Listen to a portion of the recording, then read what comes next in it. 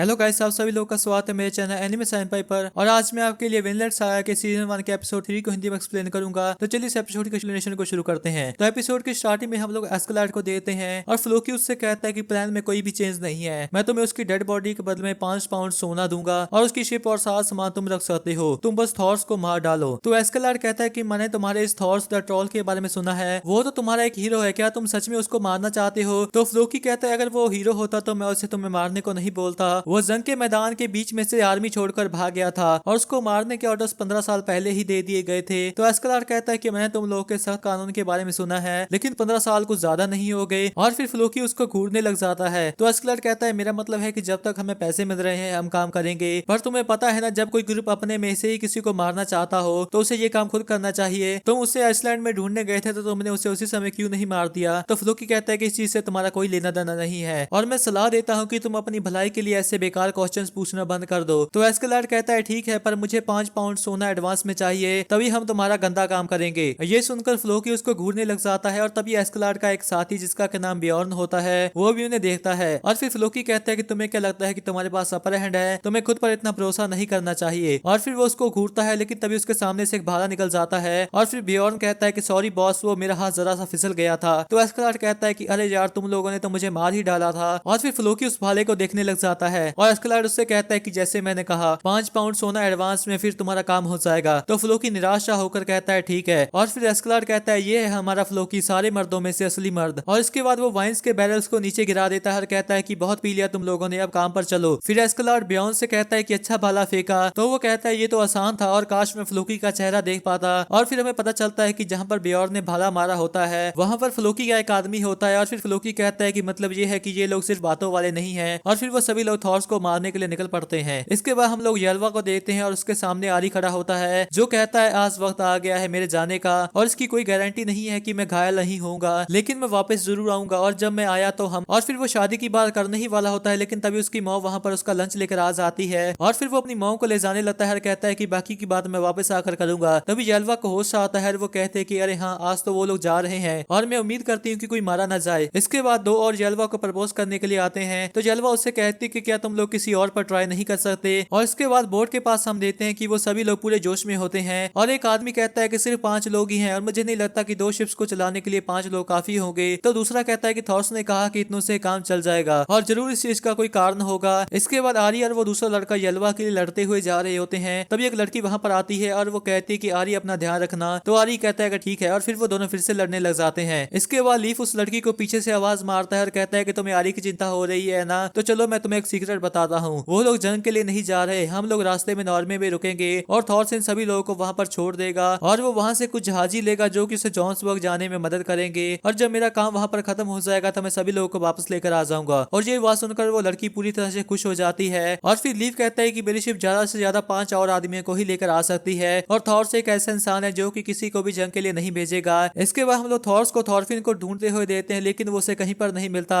और उसके कुछ समय के बाद हम सभी लोगों को एक साइड बैठा हुआ देते हैं और थॉर्स अकेला दूसरी साइड बैठा होता है और उसके पास एक बहुत ही बड़ा सा चप्पू होता है। और फिर यल्वा कहती है कि मुझे सच में यकीन नहीं होता कि थॉरफिन यहाँ पर नहीं आया, वो जरूर कल वाली डांट के कारण गुस्सा होगा। फिर थॉर्स हेल्गा से कहता है कि थॉरफिन को कहना, लेकिन उसको समझ में नहीं आता कि क्या कहना है। तो हेल्गा कहती है कि मुझे पता है और मैं उसे कह दूंगी। और फिर लीव कहता है कि चलो सभी लोग चप्पू चलाओ और फिर थॉर्स चप्पू चलाता है जिससे सारी शिप हिल जाती है और ये देखकर वो सभी लोग शौक में कहते हैं कि क्या ताकत है। और फिर वो सभी लोग भी चप्पू चलाने लग जाते हैं और गांव वाले उन्हें बाय करते हैं। इसके बाद वो लोग पाल को खोल देते हैं और बाकी सभी की हालत खराब हो चुकी होती है और थॉर्स उनसे पूछता है कि क्या तुम लोग थक चुके हो? तो आरी उठकर कहता है कि नहीं नहीं, बिल्कुल भी नहीं। तो थॉर्स कहता है कि अब हमें काफी देर तक चप्पू नहीं चलाना पड़ेगा क्योंकि हम लोग समुद्र के बीच में है और यहाँ पर जहाज अपने आप चलता रहेगा। तभी पीछे से थॉरफिन की आवाज आती है और वो कहता है कि डैड, इसका मतलब है कि हम लोग वापस नहीं जा सकते। तो थॉर्स कहता है कि सही कहा और फिर उसे एकदम से शौक सा लगता है और तभी एक बैरल में से थॉरफिन बाहर आता है जिसे देखकर थॉर्स पूरी तरह से शौक में होता है। लेकिन तभी थॉरफिन बैरल से निकलकर टॉयलेट करने लग जाता है और फिर वो समुद्र की लहरों को देखता है और थॉर्स से कहता है कि देखो डैड, ये समुद्र है। और फिर थॉर्स भी उसे देखकर अपना सर पकड़ लेता है और तभी हम एस्केलाड और बियॉन को देते हैं और एस्केलाड कहता है कि यहाँ पर दाल में जरूर कुछ काला है। तो बियॉन कहता है कि तुम्हारा क्या मतलब है? तो एस्केलाड कहता है कि फ्लोकी हमसे बहुत कुछ छुपा रहा है, उसने जब कहा कि थॉर्स को मारने के लिए ऑर्डर्स मिले थे वो बात पक्की झूठी थी। तो बियॉन कहता है कि फिर इसका क्या मतलब है? तो एस्केलाड कहता है कि एक असैसिनेशन है, चाहे आपसी दुश्मनी हो या फिर कुछ और, लेकिन ये सब कुछ फ्लोकी की ही चाल है। तो बियॉन कहता है किसे परवाह है, कम से कम इस काम के तुम्हें पैसे तो मिल रहे हैं। तो एस्केलार्ड कहता है तुम्हें क्या लगता है उसने खुद ही उसे क्यों नहीं मार दिया। तो ब्योर्न कहता है हो सकता है ये उनके कानून के खिलाफ हो और वो अपने खुद के हाथों को गंदा ना करना चाहता हो। तो एस्केलार्ड कहता है कि ये भी है, लेकिन अगर इसका कारण कोई और हो, क्या पता उसको मारने के चक्कर में उसका इतना नुकसान हो जाए जिससे वो अपने जीव से भी ना छुपा सके। तो ब्योर्न कहता है एक पूरी जोन्स वाइकिंग की टुकड़ी सिर्फ एक बेकार के योद्धा के लिए, तुम जरूर मजाक कर रहे हो। तो एस्केलार्ड मुस्कुराकर कहता है कि मैं भी मिलना चाहता हूँ इस थॉर्स द ट्रॉल से और उम्मीद है कि वह बढ़िया इंसान होगा। इसके बाद रात में थॉरफिन थॉर्स के पास सो रहा होता है और आरी ऊपर आसमान की तरफ देखकर कहता है कि ऊपर तो सितारे भी नहीं है और सामने भी कुछ नहीं दिख रहा, हमें कैसे पता चलेगा कि कहां पर जाना है। तभी लीव थॉर्स से कहता है कि हवा मुड़ चुकी है और पाल दूसरी तरफ कर लो और फिर हम सीधा ही चलेंगे। और फिर उसे देखकर आरी कहता है कि लीव तो सच में कमाल का है, मुझे समझ में नहीं आता कि वो कैसे समुद्र में बिना कोई सफर कर पाता है। फिर आरी पानी को देखने लग जाता है। तभी थॉर्स उससे कहता है कि रात को समुद्र में ऐसे मत देखो, वो तुम्हें अपने अंदर खींच लेगा। और ये सुनकर आरी घबरा सा जाता है। इसके बाद आरी थॉर्स से पूछता है कि जंग का मैदान कैसा होता है, मैंने सुना है कि आपने बहुत सारी जंगें लड़ी हैं, हमें कुछ कहानियां सुनाइए। और मुझे लगता है कि मैं दुश्मन के कुछ कैप्टन के सरों को तो लेकर ही आऊंगा। तो थॉर्स मुस्कुरा कर कहता है कि मेरी बेटी को ताकतवर आदमी पसंद है तो तुम्हें बहुत मेहनत करनी होगी। तो आरी शर्मा कर कहता है इसका मतलब है कि आपको इसके बारे में पता है। फिर थॉर्स उससे पूछता है कि क्या तुम्हें उससे प्यार है। तो आरी कहता है हाँ, और वो सच में बहुत ही ज्यादा क्यूट है। तो थॉर्स कहता है कि उसका जन्म तब हुआ था जब मैं जोन्स वाइकिंग की आर्मी में था। इसके बाद हमें फ्लैशबैक का सीन दिखाया जाता है जहाँ पर थॉर छोटी जलवा को एक ही हाथ से उठा लेता है और वो कहता है क्या सभी बच्चे इसी तरह से शोर मचाते हैं। और बच्चों को संभालने वाली औरतें घबराकर थॉर से कहते हैं कि प्लीज इसे ऐसे मत पकड़िए। और फिर थॉर उसे नीचे रखकर हेल्गा से कहता है कि मुझे अगली बार एक लड़का देना, क्योंकि चीफ को एक लड़का ही चाहिए। और फिर थॉर सारी से कहता है कि हेल्गा मेरे चीफ की इकलौती बेटी थी और जेलवा के जन्म के समय बहुत ज्यादा मुश्किल आई थी और हेल्गा का शरीर पूरा पीला पड़ गया था। इसके बाद हमें फ्लैशबैक का सीन फिर से दिखाया जाता है और थॉर्स वहां से जाने लगता है। तो हेल्गा कहती है थॉर्स इसका एक नाम रखो। तो थॉर्स कहता है तुम्हें जो अच्छा लगे वो रख लो, मैं बिजी हूँ। और तभी वहां पर एक आदमी उसे बुलाने आता है, लेकिन हेल्गा उसको आवाज मारती है और जब वो पीछे देखता है तो हेल्गा पूरे गुस्से में होती है और वो कहती है कि इस बच्ची का भी एक नाम रखो। और फिर थॉर्स कहता है कि मैं 15 सालों से हेल्गा के साथ हूँ और मैंने उसे उस दिन पहली बार इतने गुस्से में देखा था और जेल्वा मेरी माँ का नाम था और वो ही मेरे दिमाग में सबसे पहले आया। और अब जब मैं सोचता हूँ तो वहीं से इस सब की शुरुआत हुई थी। उस दिन से मुझे जंग से डर लगने लगा था और मैं वहां से भाग गया था और मुझे यकीन है कि मेरे पुराने साथी मेरे नाम कोसते होंगे। इसके बाद लीफ कहता है कि मुझे फैरोई आइलैंड्स दिख रहे हैं और वो लोग उन आइलैंड्स के पास पहुंच जाते हैं। और फिर थॉरफिन भी उठ जाता है और वो थॉर से पूछता है कि क्या हम लोग इंग्लैंड पहुंच गए। तो लीफ कहता है कि हम तो उसके नजदीक भी नहीं है और ये फैरोई आइलैंड्स है जो कि आइसलैंड और नॉर्वे के बीच में है। अगर हम यहाँ पर आराम करें तो हमें आगे के सफर में आसानी होगी। और वहाँ पर एक गाँव है जहाँ से हम पानी भर लेंगे और वो लोग हमारी चीजों के बदले में हमें काम की चीजें देंगे। और फिर वो लोग वहाँ पर जाने लगते हैं और लीफ ड्रम बजा रहा होता है, लेकिन वो एकदम से रुक जाता है। तो थॉर पूछता है कि क्या बात है लीफ। तो लीफ कहता है कि यहाँ पर कुछ तो गड़बड़ है, आखिरी बार से ये जगह थोड़ी सी अलग लग रही है। और फिर थॉर्स भी आसपास देखता है तो उसे ऊपर से कुछ पत्थर गिरते दिखते हैं। तभी लीफ कहता है कि अरे हाँ, यहाँ पर घर पहले से कम है। तो थॉर्स कहता है कि वापस चलते हैं, मुझे यहाँ पर कुछ ठीक नहीं लग रहा। और उसके बाद हम लोग ऊपर कुछ लोगों को देखते हैं और उनमें से एक कहता है कि अरे नहीं, ये तो वापस जा रहे हैं। तो उनमें से एक और कहता है कि अभी करो। और फिर वो लोग मलबे को नीचे गिरा देते हैं जिसके कारण बाहर जाने का रास्ता बंद हो जाता है और वो सभी लोग वहां पर फंस जाते हैं। और फिर थॉर्स उठकर बोलता है कि वो लोग तीरों को चलाएंगे तो शील्ड से अपने सरों को ढक लो। और फिर वो लीफ से पूछता है कि क्या तुम लोग ठीक हो। तो लीफ कहता है कि यहाँ पर सब ठीक है और शिप्स भी पूरी तरह से ठीक है। और फिर थॉर्स आगे की ओर देखता है और वो कहता है कि वो लोग आने वाले हैं। और फिर वहां पर 2 शिप्स आ जाती हैं जो कि एस्केलार्ड की होती हैं और ऊपर से सभी लोग उनके ऊपर तीरों को पॉइंट करे होते हैं। और फिर उनमें से कहता है कि अगर हम लोग सरेंडर कर दे तो शायद वो लोग हमें जाने देंगे। तो आरी कहता है कि जैसे कि वो ऐसा करेंगे, अगर उन्होंने हमें पकड़ लिया तो वो लोग हमें गुलाम बनाकर बेच देंगे। और फिर आरी कांपता हुआ अपनी तलवार को निकालता है। तो थॉर्स कहता है कि रुको आरी, ये लोग माहिर पायरेट्स हैं और ये कोई किसान नहीं है जो कि गर्मियों में ज्यादा पैसों के लिए पायरेट्स का काम कर रहे हैं। ये लोग तुम लोगों से बहुत ज्यादा ताकतवर हैं। फिर थॉरफिन थॉर्स को बुलाता है तो वो उसके सर के ऊपर हाथ रखकर एक गहरी सांस लेता है और फिर वो अपने बॉक्स के पास जाकर उसको खोलता है और उसके अंदर से एक स्वॉर्ड निकालता है और फिर वो एक नाइफ को उठाकर थॉरफिन को दे देता है और कहता है कि इसे सिर्फ अपनी रक्षा के लिए ही यूज करना। और फिर वो आगे की ओर जाने लगता है और आरी उसे पीछे से कहता है मतलब ये है कि हम उन सभी लोगों को मारने जा रहे हैं, मैंने सही कहा ना। और फिर वो कांपती हुई आवाज में कहता है कि मैं भी उन्हें मारने जा रहा हूँ। तो थॉर्स कहता है कि ऐसे बार बार मारना बोलना बंद करो। इसके बाद ब्योर्न एक मशरूम को खा जाता है और उसके साथ ही ये देखकर शौक में होते हैं। फिर वो उन्हें गिनने लग जाता है और कहता है कि 12 आदमी और एक बच्चा, क्या बस इतने ही हैं। और फिर वो एस्केलार्ड के पास जाकर कहता है कि क्या मैं अकेला ही उन्हें मारने जा सकता हूँ, अगर हम सभी लोग गए तो मजा नहीं आएगा और मैं देखना चाहता हूँ कि ये जोम का ट्रोल कितना ताकतवर है। तो एस्केलार्ड कहता है ठीक है और मुझे लगता है कि वो भी लड़ना चाहते हैं। और फिर थॉर्स एक छलांग मारकर उनकी शिप के ऊपर आ जाता है और फिर उनमें से एक उसको मारने लगता है, लेकिन थॉर्स उसे एक पंच मार देता है जिससे वो वहीं पर बेहोश हो जाता है। फिर उसका भाई थॉर्स के ऊपर अटैक करता है लेकिन थॉर्स उसे भी ढेर कर देता है। फिर 3 और आदमी उसके ऊपर अटैक करते हैं लेकिन थॉर्स उन सभी को भी मारकर ढेर कर देता है। ये देखकर ब्योर्न भी चिढ़ जाता है और एस्केलार्ड मुस्कुरा मुस्कुराकर कहता है ये सच में काफी बढ़िया था थॉर्स द ट्रोल। और इसी के साथ ये एपिसोड एंड हो जाता है। तो गाइस मैं होप करता हूँ कि आपको ये एक्सप्लेनेशन अच्छी लगी होगी। अगर आपको ये एक्सप्लेनेशन अच्छी लगी तो इस वीडियो को एक लाइक कर दे और नीचे कमेंट भी जरूर कर दें। नेक्स्ट एपिसोड की वीडियो कल आ जाएगी। अगर आप उसे मिस नहीं करना चाहते तो चैनल को जरूर सब्सक्राइब कर लें। तो मिलते हैं एक और एक्सप्लेनेशन वीडियो के साथ, तब तक के लिए टाटा बाय बाय।